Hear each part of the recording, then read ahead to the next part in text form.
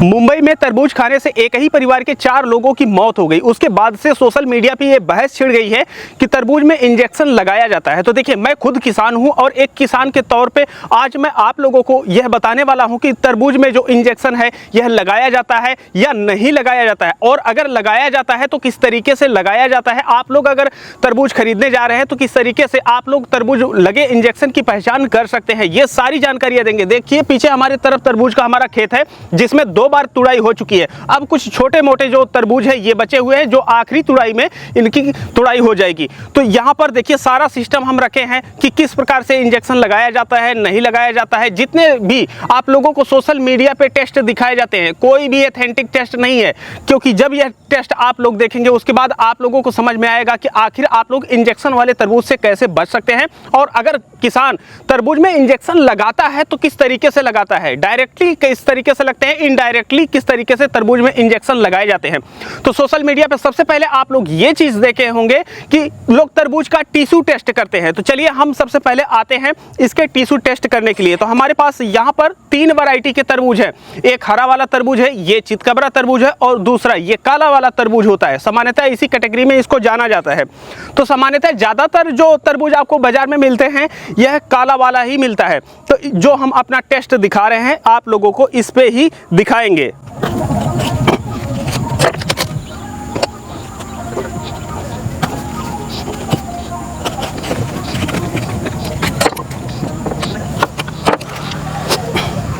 तो यहाँ पर जो तरबूज है इसको हम काट लिए हैं और सबसे पहले हम चलते हैं टिश्यू टेस्ट की तरफ। जो लोग बोलते हैं कि अगर आप लोग टिश्यू का पेपर लीजिए और जो आपका तरबूज है अगर आप लोग उस पर इस तरीके से लगाते हैं तो अगर तरबूज में रंग लगा रहेगा तो जो आपका टिश्यू पेपर होता है यह कुछ इस तरीके से लाल हो जाएगा। देखिए, अपने खेत का ही हम तरबूज लिए हैं, इस तरीके से इस पे लगा रहे हैं तो हल्की जो लालिमा है इस पे आ जाती है। तो आप लोगों को बताते चले कि अगर आप लोग इस तरीके से टेस्ट कर रहे हैं तो जो आपका टेस्ट है ये गलत टेस्ट है। आप अच्छे तरबूज को भी फेंक देंगे इस तरीके से, क्योंकि जो तरबूज होता है यह हमेशा से लाल होता ही आया है। और आजकल तो और कलर के भी पीले तरबूज भी आपको मार्केट में देखने को मिल रहे हैं। तो इस तरीके से क्या होता है, ये इसका प्राकृतिक रंग है।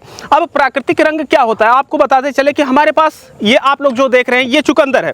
अब हम अगर इसको काटते हैं, अब हम इसको यहां पर काट लिए हैं और अगर हम एक टिश्यू पेपर इस चुकंदर पे लगाते हैं तो आप लोग देख सकते हैं कि जो हमारा टिश्यू पेपर है यह कुछ ज़्यादा ही लाल हो गया है इस तरीके से। तो अब क्या बोला जाए कि जो हमारा चुकंदर है इसमें भी जो किसान होता है ये सुई लगाता है। तो देखिए, जो फलों का प्राकृतिक रंग होता है तो वह हर फल में जैसा है, जो हरा है उसको जब आप काटेंगे रगड़ेंगे तो वह वैसा ही आएगा। जैसे आप लोग देखिए, अगर आप लोग धनिया की चटनी बनाते हैं वह हरी रहती है, टमाटर की चटनी बनाते हैं तो वह लाल हो जाती है। तो इस तरीके से अगर आप लोग टिश्यू टेस्ट करके तरबूज की पहचान कर रहे हैं तो यह पूरी तरीके से गलत है। इस तरीके से टेस्ट पे मत जाइए। मैं बहुत पढ़े लिखे लोगों को भी देखा हूँ, इस तरीके से वह लोग टेस्ट करते हैं और बोलते हैं कि अगर टिश्यू में कलर आ गया तो जो आपका तरबूज है यह इंजेक्शन वाला तरबूज हो सकता है। तो इस वाले टेस्ट से आप लोग वेरीफाई नहीं कर सकते हैं। तो ये वाला जो टेस्ट होता है ये पूरी तरीके से फेल हो जाता है। तो अब जो दूसरा चीज है हम ये देखने वाले हैं कि क्या हम सिरिंज की सहायता से तरबूज में रंग डाल करके उसको ज्यादा लाल कर सकते हैं। तो हमारे पास यहाँ पर 2 प्रकार की सिरिंज है, क्योंकि हम एक वीडियो बनाए थे जिसमें हम ये चीज बताए थे। तो कुछ लोग बोले थे कि भाई ये छोटी वाली सुई है, इससे नहीं लगता है, तो जो भैंस को सुई लगाई जाती है तो हम ये वाला जो सुई है अब की बार लेकर के आए हुए हैं। हमारे पास यहाँ पर वही सामान्य रंग है, सिर्फ आपको दिखाने के लिए हम इसको लिए हुए हैं। तो यहाँ पर जो रंग है हम अपने सिरिंज में डाल लेते हैं। यहाँ पर हम इंजेक्शन में रंग भर लिए हैं। अब जब इसको हम इस तरीके से लगाने जाते हैं तो जो हमारा इंजेक्शन है इसमें जो सुई लगी हुई है उसमें जो तरबूज की खाल होती है यह चली जाती है, जिसकी वजह से यह ब्लॉक हो जाता है। और अगर लग भी जाता है तो ऐसी परिस्थिति में जो आपका रंग है यह तुरंत बाहर आ जाता है इस तरीके से। तो जो रंग होता है यह इंजेक्शन की सहायता से आप कोई भी केमिकल इसमें इंजेक्ट नहीं कर सकते हैं।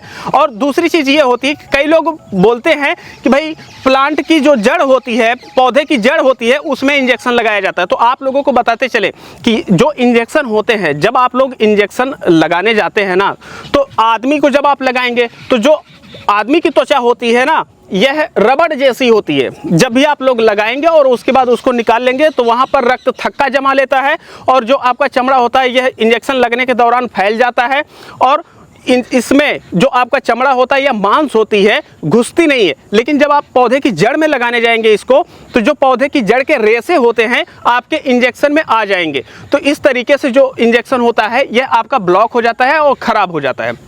तीसरी चीज़ ये है कि अगर आप लोग हर पौधे में या हर तरबूज में इंजेक्शन लगाने जाते हैं तो आपकी जो कॉस्ट होती है ये कितनी आ जाएगी। देखिए 1 एकड़ में जो तरबूज के पौधे लगते हैं यह तकरीबन 6 से 7 हज़ार पौधे लगते हैं और एक पौधे में लगभग आपको 1 से लेकर के 3 फल तक प्राप्त होते हैं। सबसे पहला जो फल प्राप्त होता है सबसे बेहतरीन फल वही होता है, उसके बाद जो फल लगेगा उससे छोटा लगेगा, उसके बाद जो फल लगेगा उससे छोटा लगेगा। तो इस तरीके से होता है। तो सबसे ए ग्रेड की अगर हम बात करें तो पहला या दूसरा तरबूज होता है, और जो छोटे तरबूज होते हैं जो कि हमारे खेतों में इस समय आप लोग बचे हुए देख रहे हैं यह काफ़ी कम रेट में जाते हैं। अब क्या होता है कि अगर हम मान लेते हैं कि 6000 पौधे में एक किसान इंजेक्शन अगर लगाने जाता है तो उसकी मेहनत, इंजेक्शन का कॉस्ट आप छोड़ दीजिए, अगर फ्री में भी मिल जाता है तो आप कितने तरबूजे में और तरबूजे के पौधे में कितने में आप इंजेक्शन लगाएंगे। और ये जो तरबूज होता है किसानों के यहाँ से जो इसकी बिक्री होती है 5 रुपये से लेकर के 10 रुपये 12 रुपये तक बिक्री होती है। अब आप लोगों के यहाँ कितने कॉस्ट में जाता है ये आप लोग जानते हैं। तो कॉस्ट के कारण भी तरबूज में इंजेक्शन लगाना किसानों के लिए हितकारी नहीं है, क्योंकि उनका बजट बढ़ जाएगा और रेट तो वही मिलना है चाहे जैसा भी हो। और जो किसान के यहाँ से जाता है ना तो कोई काट के चेक नहीं करता है, तो इस वजह से वह लाल है या नीला है पीला है कैसा भी तरबूज है किसान से मतलब ही नहीं होता है। बस एक बार बिक गया तो अगर वो कच्चा भी है या पका भी है तो उससे किसान को फर्क नहीं पड़ता है। जो फुटकर विक्रेता होते हैं उनके पास ये समस्या आती है कि कई लोग कटा करके लेते हैं, तो ये समस्या उन लोगों को होती है। अगर इंजेक्ट करने का चांस आता है तो उधर की तरफ से आएगा, क्योंकि किसान तो बस तरबूज खड़ा बेच दिया। और वैसे भी आप लोगों को बताते चले कि जब खरीदार किसानों के खेत में आते हैं या मंडी में उनसे खरीदारी करते हैं तो वह एक तरबूज को काट करके चेक कर लेते हैं। अगर तरबूज अच्छी तरीके से पका हुआ है तो वह बाकी के जो तरबूज होते हैं सबको खरीद लेते हैं। तो इस वजह से किसान से ये मतलब नहीं रह जाता है कि बाकी के जो तरबूज हैं वह कच्चे हैं या पक्के हैं, बस जो तरबूज काटा गया है वह पका हुआ होना चाहिए और व्यापारी को पसंद आना चाहिए। तो इस वजह से ये भी कारण है कि किसान तरबूज में इंजेक्शन लगा करके उस लाल या मीठा करने की कोशिश क्यों ही करेगा। आप लोगों को एक चीज़ और भी हम बता दें कि जो आप लोग सोचते हैं कि तरबूज इतना ज़्यादा मीठा और इतना ज़्यादा लाल क्यों होता है, तो किसानों को हाइब्रिड सीड खरीदनी पड़ती है, और जो हाइब्रिड सीड होती है वह बहुत ज़्यादा महंगी मिलती है। आप लोगों को बताते चले कि तरबूज की यह जो वैरायटी देख रहे हैं आप लोग हमारे हाथ में, यह सरस्वती वैरायटी है। इसका 1 किलो जो सीड होता है जो कि 4 एकड़ में लगाया जा सकता है लगभग 80 से 90 हज़ार रुपये प्रति किलो मिलता है। अब हम इतना महंगा बीज क्यों खरीद कर लेकर के आते हैं, ताकि यह जो तरबूज है ज़्यादा मीठा हो सके, पूरी तरीके से लाल हो सके और सभी तरबूज जो खेत में रहते हैं वो सभी एक साथ लगभग पक जाएं। तो हम ऐसा करते हैं। अगर हमें सिर्फ सुई लगाना होता तो हम ऐसा ना करते। आप लोगों को एक चीज़ और भी बता दें कि जो हमारे फल होते हैं ना, जैसे तरबूज का आप एक फल लीजिए, उसको घर पे लाइए, उसको काट करके रख दीजिए, आप फिर 1 घंटे बाद देखेंगे कि जो तरबूज होता है यह स्वतः सड़ने लगता है। तो ऐसी परिस्थिति में जो तरबूज होता है जब आप लोग इंजेक्शन लगा देंगे तो ये क्या होता है कि वह पूरी तरीके से सड़ जाएगा, क्योंकि जो तरबूज होता है किसान के खेत से आज अगर टूटा है तो फिर कल वो मंडी में जाएगा, फिर वो होलसेलर के पास जाएगा, फिर फुटकर विक्रेता के पास जाएगा, फिर जाकर के आप लोगों के पास पहुंचता है। तो तरबूज की जो स्टोरेज क्षमता होती है यह ज़्यादा होती है, तो आप लोगों तक पहुंचते पहुंचते लगभग हफ्ते 10 दिन लग जाते हैं। और इसकी जो टोटल स्टोरेज क्षमता होती है यह लगभग 15 दिन से लेकर के 20 दिन, और जो अगर तापमान कम है तो ऐसी परिस्थिति में आप लोग लगभग 20 से 25 दिन तक भी तरबूज को रख सकते हैं। पर बात ये आती है कि जो न्यूज़ पे या रील में आप लोग देखते हैं कि तरबूज में किसान इंजेक्शन लगा रहा है, चाहे फल में हो या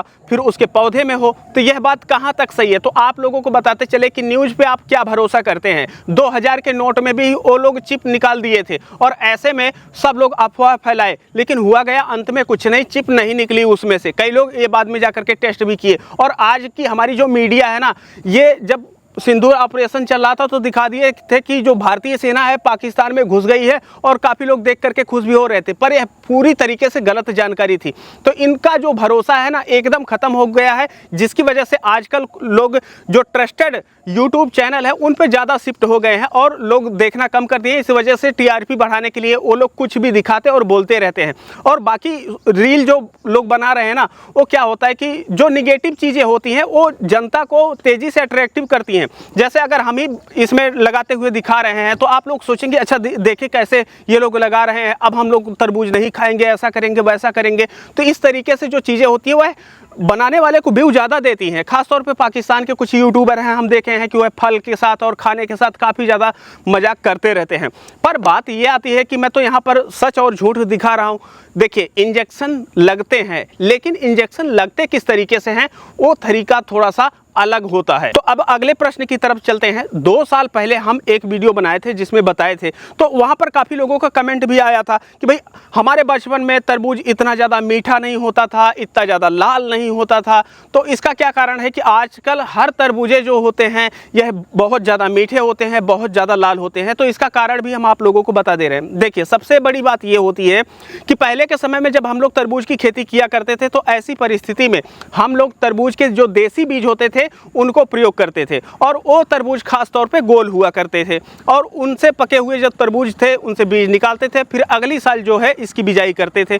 तो वह जो तरबूज होते थे ज़्यादा दिन लेते थे खेत में तैयार होने के लिए। इसके साथ साथ जो उनके पकने की अवधि होती थी यह काफ़ी लंबी होती थी और वह आकर्षक नहीं दिखते थे, जिसकी वजह से किसान हाइब्रिड बीज की तरफ गया। अब जब किसान हाइब्रिड बीज लगाने लगा तो जो कंपनियां बीज वाली हैं यह क्या की रिसर्च करके जो तरबूज की मिठास है इसको बढ़ा दी। TSS जो होता है, पहले जो हम देसी तरबूज लगाते थे उसकी मिठास का जो स्तर होता है यह TSS लेवल पे नापा जाता है, तो 7 या 8 हुआ करता था।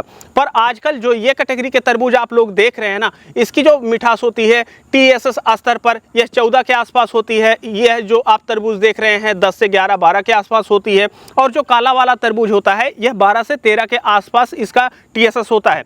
अब क्या होता है कि जब किसान तरबूज तोड़ने वाला होता है ना, तो उसके लगभग 7 से 10 दिन पहले खेतों में सिंचाई बंद कर देता है, और कई बार होता है पछुआ हवाएं भी चलने लगती हैं, तो यह तरबूज की जो मिठास होती है, जो मीठापन होता है और भी ज़्यादा बढ़ा देता है। ऐसे में जब आप लोग तरबूज खरीदते हैं तो वह आप लोगों को ज़्यादा मीठा फील कराता है और वह ज़्यादा लाल होता है, क्योंकि अब हाइब्रिड जो बीज है यह प्रयोग किए जा रहे हैं और काफ़ी उन्नतशील बीज हैं। अभी हम आप लोगों को बीजों का भविष्य अगर बता दें तो आने वाले समय में जो इसकी मिठास का स्तर है, जो हम बता रहे हैं कि TSS लेवल जो है 14 तक पहुँच गया है इंडिया में, आने वाले 4 से 5 सालों में जब आप लोग मार्केट से तरबूज लेंगे तो इसके TSS का जो स्तर होगा यह तकरीबन आपको 17-18 देखने को मिलेगा। तो जहां पर आज के समय में जो तरबूज हैं इतने मीठे हैं, इसमें बढ़ोतरी हो जाएगी, तो तरबूज आपको आने वाले समय में और भी ज़्यादा मीठे देखने को मिलेंगे। आप लोग सोचते हैं कि सिर्फ आपके मोबाइल में, टेक्नोलॉजी में जो है, गाड़ियों में टेक्नोलॉजी का ज़्यादा विस्तार हुआ है। आप लोगों को बताते चले कि खास तौर पे आप लोग जब कट जाते हैं खेती से तो ऐसी परिस्थिति में आप लोगों के पास जानकारियाँ नहीं हो पाती हैं। आज के समय में हाइब्रिड की जो बीज होती है इतनी ज़्यादा उन्नतशील हो गई है, आपके मुताबिक जो फल होते हैं, जो सब्जियाँ होती हैं, इनको तैयार करने के लिए बनाया जाता है ताकि आप लोग उसको पसंद कर सकें। जैसे धनिया जब पहले लगती थी, देसी वाली जो धनिया होती थी यह देखने में हल्की पीली लगती थी, हल्की लाल लगती थी, जिसकी वजह से काफ़ी ज़्यादा लोग उसको खरीदना पसंद नहीं करते थे। तो कंपनियों ने हाइब्रिड सीड लेकर के आया। अब जो हाइब्रिड सीड आ गई है यह बहुत ज़्यादा हरी भरी होती है और इसके साथ साथ वह कम सुगंध देती है, फिर भी लोग खरीदते हैं। तो कारण यह भी है कि जैसा उपभोक्ता चाहेगा उसी तरीके से कंपनियां बीज लगाती हैं, उसी प्रकार से जो किसान होता है उसको उगाता है और फिर वह आप तक पहुंचता है। तो इस तरीके से टेक्नोलॉजी का जो विस्तार हुआ है बीजों में भी हुआ, ऐसा नहीं है सिर्फ मोबाइल, कार या अदर चीज़ों में हुआ है। अब बात ये आ जाती है कि तरबूज में किसान इंजेक्शन लगाता कैसे है और आपको पहचानना कैसे है। तो आप लोगों को बताते चले कि जो तरबूज में इंजेक्शन लगाए जाते हैं इनका तरीका थोड़ा सा अलग होता है। आप लोग सोचते हैं कि डायरेक्ट सुई से लगा दिया गया, नहीं, इस तरीके से नहीं लगाया जाता है। देखिए, जब आप लोगों की तबीयत जो होती है ये खराब हो जाती है तो आप क्या करते हैं कि डायरेक्टली जो अंग्रेजी के डॉक्टर होते हैं उनके यहाँ जाते हैं, वो आपको दवा देते हैं और तुरंत आराम हो जाता है। और वहीं पर अगर आप लोग आयुर्वेदिक दवाओं को लेते हैं तो ऐसी परिस्थिति में आपको आराम होने में थोड़ा सा लंबा समय लगता है। तो सेम तरीके से जब हम लोग केमिकल तरीके से खेती करते हैं तो वहाँ पर रासायनिक दवाओं का प्रयोग करते हैं, क्योंकि कई बार होता है कि जब हमारे फलों में, पौधे में या पत्तियों में कीट लग जाते हैं तो ऐसे में कीटनाशक का प्रयोग किया जाता है ताकि जो हमारे पौधे हैं ये कीटों से प्रभावित ना हो। और वहीं पर जब फंगस लग जाती है तो फंगिसाइड का प्रयोग किया जाता है, जो कि स्प्रे के रूप में किया जाता है। वह काफ़ी सस्ता पड़ता है और जो पौधा होता है यह उसको एब्जॉर्ब भी कर लेता है। अब आप खुद सोचिए कि जो आपको इंजेक्शन लगाया जाता है उसको हम क्या पौधे को लगा सकते हैं? जो मनुष्य होता है इसकी जो शरीर की संरचना होती है यह अलग होती है और जो पौधे की संरचना होती है यह अलग होती है। तो कोई भी जो आपका इंजेक्शन होता है डायरेक्टली हम नहीं दे सकते हैं। जो पौधे के हार्मोन्स होते हैं, जो पौधे के जहर होते हैं, फंगिसाइड होते हैं, यह अलग तरीके के होते हैं, तो उनको लगाया जाता है। तो अब किसान जो खेतों में अपने कीटनाशक और फंगिसाइड प्रयोग क्यों करता है, तो देखिए हम आप लोगों को बताते चले कि हम यहाँ पर एक तरबूज लिए हैं, इस तरबूज में यहाँ पर कीड़े लगे हुए हैं। तो जब आप बाजार में खरीदने जाएंगे तो यह कीड़े लगे हुए तरबूज या कोई भी फल हो, सब्जी हो, बैगन हो, इत्यादि प्रकार का कोई भी फल सब्जी मिलती है ना, तो आप लोग खरीदते नहीं हैं। तो किसान क्या हो जाता है कि भाई अब उसमें कीट लग जाएंगे, तो अगर दवा नहीं डालेगा तो आप लोग खरीदेंगे नहीं। तो फिर किसान क्या करता है कि किसान जाता है अपने जेब से पैसा खर्च करता है, अपनी फसल की लागत बढ़ाता है, मुनाफा कम करता है और कीटनाशक फंगिसाइड ला करके अपनी फसलों में प्रयोग करता है, ताकि आपके मन मुताबिक जो तरबूज का साइज है, जो मिठास है, इसको उच्च क्वालिटी का लेकर के आ सके और जब आप बाजार में खरीदने जाएं तो आपके मन मुताबिक जो तरबूज है, फल है, सब्जी है, आपको प्राप्त हो सके। आजकल आपके पास बहुत सारे ऑप्शन अवेलेबल हैं, तो इस वजह से आप लोग देखते होंगे कि तरह तरह के शिमला मिर्च जो आ रहे हैं, यह हरे भी मिलते हैं, पीले भी मिलते हैं, लाल भी मिलते हैं। तो इस तरीके से सब्जियों के कलर में भी काफ़ी ज़्यादा परिवर्तन आ चुका है। तो आप जैसा पसंद करेंगे किसान उसी तरीके का उगाना चाहेगा और जो कंपनी बीज है उसी तरीके से बनाएगी, उसी तरीके से कीटनाशक फंगिसाइड आते रहते हैं। तो किसान इस तरीके से कीटनाशक केमिकल का प्रयोग करता है अपनी फसलों में। अब क्या कर सकते हैं कि किसान ये ना करे, तो देखिए अब किसान अगर इनका प्रयोग नहीं करेगा तो उसे ऑर्गेनिक तरीके से अपनी जो फसल है इसको उगाना पड़ेगा। अब जब ऑर्गेनिक तरीके से वह उगाएगा तो जिसमें क्या होता है कि जो दवाएं होती हैं यह प्रॉपर असर नहीं करती हैं, तो इसकी वजह से जो तरबूज का या कोई भी फल या सब्जी हो उसका जो उत्पादन होता है यह काफ़ी ज़्यादा गिर जाता है। ऐसी परिस्थिति में क्या होगा कि जहां पर तरबूज का जो प्रोडक्शन होता है हम लोग 1 एकड़ में लगभग 200 क्विंटल ले लेते हैं, अगर वहीं पर ऑर्गेनिक तरीके से इसकी खेती करने जाते हैं तो ऐसी परिस्थिति में हम लोगों का जो उत्पादन मिलेगा ना, यह भैया 20-25 क्विंटल मिलना मुश्किल हो जाएगा। और ऐसे में जो कोई भी सब्जी है ऐसे में वह काफ़ी ज़्यादा महंगी हो जाएगी। अब जो किसान कीटनाशक और फंगिसाइड प्रयोग करते हैं यह लीगल होती हैं, सरकार उनको अलाउ की है, तभी किसान उसको प्रयोग करते हैं। अब सरकार इसको बैन क्यों नहीं कर देती है, तो देखिए अचानक से बैन करना यह पॉसिबल नहीं है, क्योंकि श्रीलंका ने बैन किया था, वो पूरी तरीके से ऑर्गेनिक पे शिफ्ट हो गए, फिर उनके चाय के जो बागान है यह पूरी तरीके से ख़त्म हो गए और वहाँ पर जनता में पूरी तरीके से आक्रोश आ गया और वहाँ पर लोग खाने बगैर मरने लगे। जो श्रीलंका की इकोनॉमी है वह काफ़ी ज़्यादा गिर गई। तो डायरेक्टली कोई भी सरकार यह नहीं कर सकती है और ऐसे में किसान जब अपनाएगा तब अपनाएगा, आप लोग जब उसको सपोर्ट करेंगे। जैसे अगर एक तरबूज हम 10 रुपये किलो बेच रहे हैं, तो ऐसी परिस्थिति में अगर हम ऑर्गेनिक तरीके से उगाएंगे तो हमारा जो प्रोडक्शन है 10 गुना गिर जाएगा। तो ऐसे में हम अपनी प्रॉफिट रखने के लिए इसको 10 गुना ऊपर रेट में बेचना चाहेंगे। तो जो हमारा तरबूज 10 में जा रहा है वह 100 रुपये किलो जाएगा, तब जा करके आप लोगों को ऑर्गेनिक जो उत्पाद है यह प्राप्त हो पाएंगे। लेकिन क्या आप इतना पैसा देंगे? नहीं पैसा देंगे। तो वही कारण है कि किसान को केमिकल उगाना पड़ जाता है। तो ऐसी परिस्थिति में हम ये आप लोगों से रिक्वेस्ट करते हैं कि आप लोग अपने फैमिली का एक डॉक्टर रखते हैं, आप लोग डॉक्टर मत रखिए, आप लोग अपने फैमिली का एक किसान रखिए और उससे बोलिए कि आप ऑर्गेनिक उगाइए और ऑर्गेनिक हमें उपलब्ध करवाइए। और ऐसे में जो आपके दवा का खर्चा है ना वो कम हो जाएगा। जो भी सब्जियां हैं यह पूरी तरीके से पौष्टिक रहेंगी, रसायन मुक्त रहेंगी और जो आपका स्वास्थ्य होगा यह काफ़ी ज़्यादा बेहतर बना रहेगा। अब अगला सवाल ये है कि केमिकल फ्री आप लोग उत्पाद कैसे प्राप्त कर सकते हैं या कम से कम केमिकल वाला उत्पाद कैसे प्राप्त कर सकते हैं।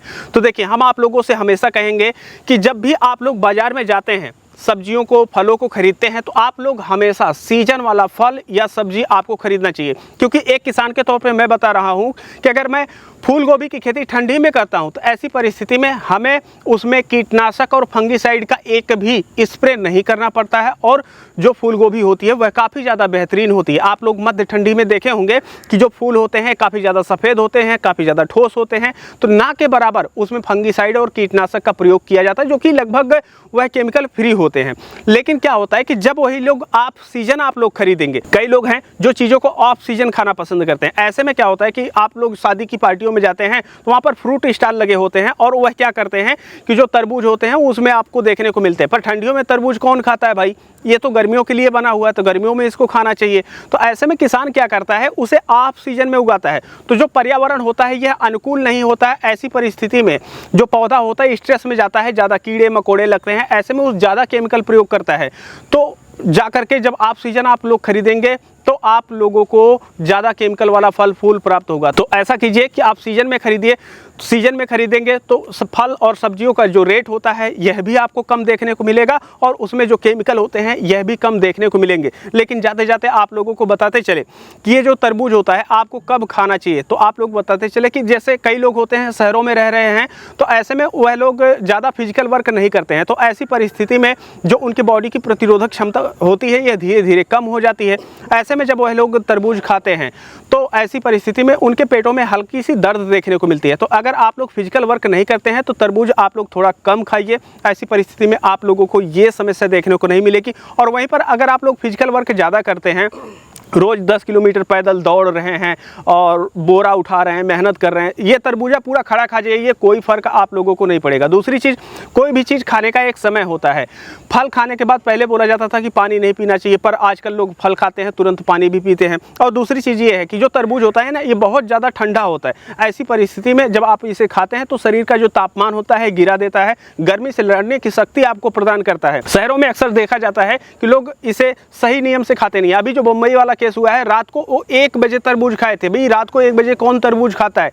तो ऐसे में सर दर्द, मिचली या फिर आप लोगों को फूड पॉइजनिंग जैसी समस्याएं देखने को मिल सकती हैं। तो इसका खाने का जो बेस्ट टाइम होता है वह सुबह 9 से लेकर के शाम को 6 बजे तक आप अधिकतम खा सकते हैं। इसके अलावा आप लोग ऐसी चीज़ों को खाने से जब उसके खाने का टाइम सही ना हो। और आखिरी में एक चीज़ बताते चले कि जो बम्बई वाला केस हुआ था जिसमें तरबूज खाने से 4 लोग मरे थे, ऐसी परिस्थिति में उसका जो पोस्टमार्टम का रिजल्ट है आ चुका है, जिसमें आप लोगों को तरबूज या बिरयानी खाने से, क्योंकि वो लोग बिरयानी भी खाए थे, तो तरबूज या बिरयानी खाने से उन लोगों की मौत की पुष्टि नहीं हुई है। वहाँ पर एक जहर वो लोग खाए थे जिसकी वजह से वह लोग मरे हैं। तो हम यहाँ पर आप लोगों को दिखा दे रहे हैं, आप लोग आर्टिकल का लिंक दिए हैं, जाकर के वहाँ पर पढ़ भी सकते हैं।